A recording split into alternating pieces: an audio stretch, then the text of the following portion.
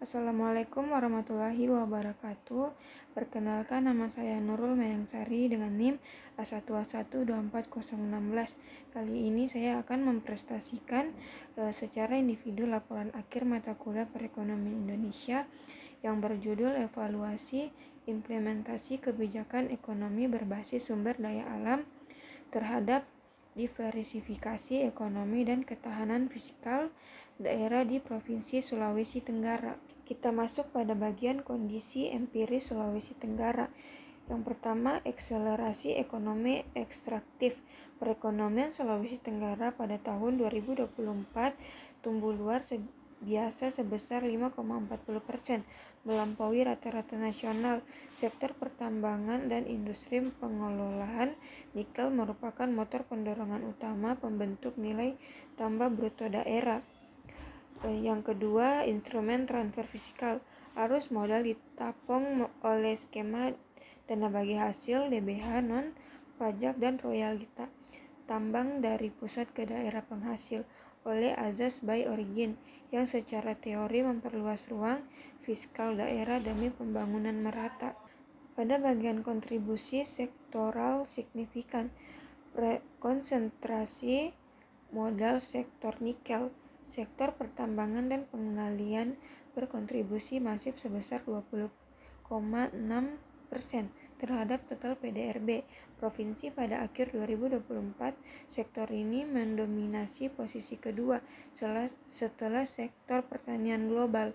Kondisi ini menciptakan disparitas pembangunan antara nilai komoditas ekspor real daerah dan kembalinya return fiskal daerah yang dinilai belum sebanding. Kita masuk pada bagian urgensi diversifikasi dan fiskal. Tantangan struktural daerah. Yang pertama, vulnerabilitas harga global. Ketergantungan ekonomi pada satu komoditas ekstraktif atau nikel membuat daerah rentan terhadap guncangan pasar laut negeri. Yang kedua, anomali fiskal. Meskipun PDRB meningkat pesat, elastisitas PAD terhadap daerah tetap rendah dikarenakan konsentrasi korporasi besar tersentralisasi di pusat. Dan yang ketiga, solusi berkelanjutan. Reorientasi instrumen transfer fiskal dibutuhkan sebagai modal stimulan bagi sektor sekunder dan sirkular. Kita masuk pada bagian reduksi dan coding tematis utama. Yang pertama, kebijakan hilirisasi. Narasumber sepakat nikel menjadi fokus tunggal. Program hilirisasi merupakan inisiasi top-down dari pusat yang diimplementasikan penuh di tingkat daerah atau sultra. Dan yang kedua, kinerja DBH belum optimal.